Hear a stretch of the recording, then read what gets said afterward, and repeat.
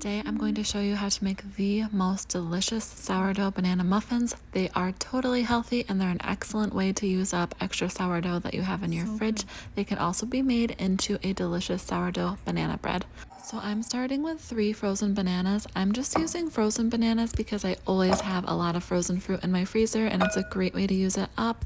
If you are using frozen bananas, just make sure to thaw them out completely before you add your other ingredients, and even make sure they're at room temperature because they can freeze the other ingredients. So once they're nice and warm, mash them all up and then add your other wet ingredients. If you're not using frozen, just use extra ripe bananas. So here I have some sourdough starter that's been in my fridge for about a week and I need to use it up so I can refeed it. This is about a half of a cup.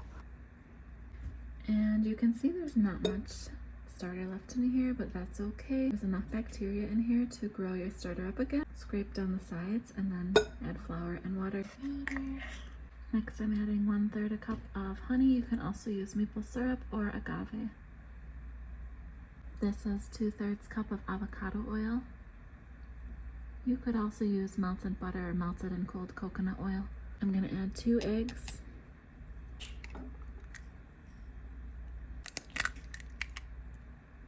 And finally, for the wet ingredients, I'm adding 2 teaspoons of pure vanilla extract.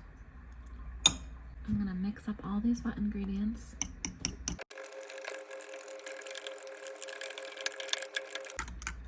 And what I love most about this recipe is that you can add the dry ingredients right to the same bowl.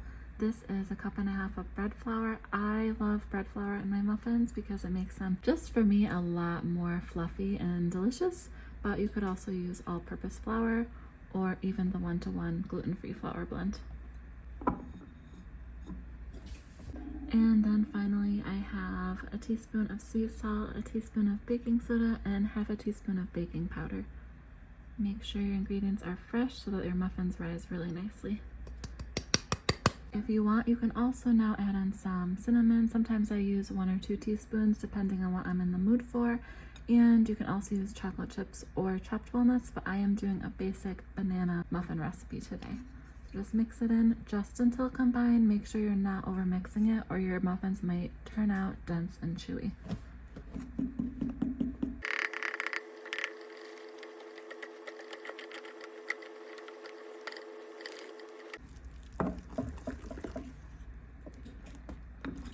So I've really just mixed it until I don't see any bit of flour left, and then that's it, I'm done. Don't keep mixing past this point.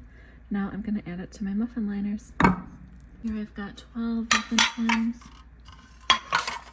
And I like to use the unbleached muffin liners. You can use whatever kind that you like. I just love these ones that they're not used with any bleach or dyes or anything artificial. They're a little bit too big for my tray, but that's okay. I'm not really looking for perfect.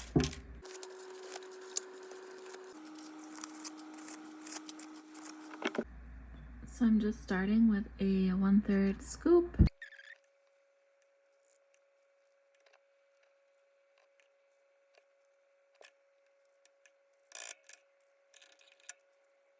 And that basically used up all my batter. I'm just going to use a spatula and scrape out the rest. I don't like to waste anything.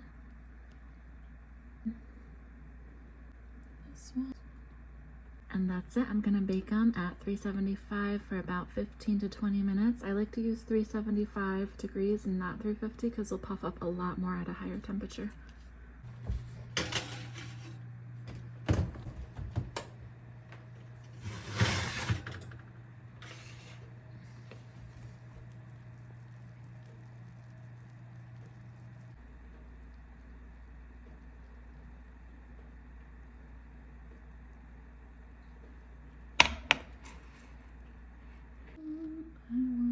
I already ate one. Let's try this one.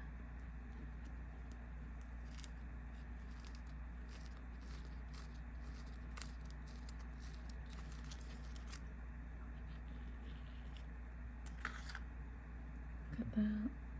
Perfect muffin. I'm gonna see the inside. Look at that.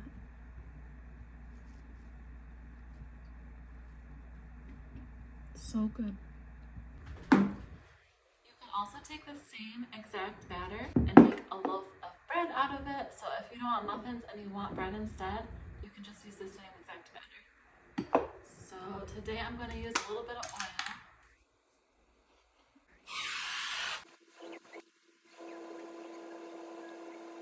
So take this, bake it in the oven for about 60 minutes instead of the 20 for the muffins.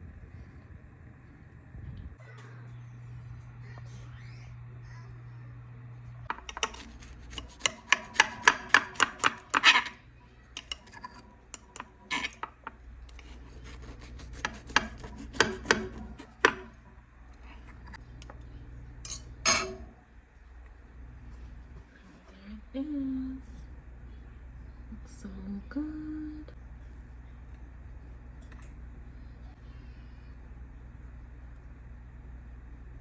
And after that bread recipe, my sourdough is pretty much gone, so I am refeeding it some water. And since it was pretty much gone, I added the water first so I can just scrape everything off the sides. I mean, not everything, just as much as I can.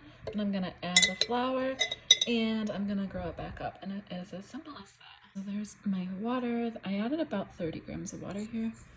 And I'm going to add the same amount of flour. I like to keep it simple. So just mix this up and then you should start to see it bubbling within the first couple hours. So leave it overnight, leave it somewhere warm. And I'm gonna feed mine today and tomorrow just so I have enough to make bread for the next time. And after my second feed, I'll store this in the fridge again.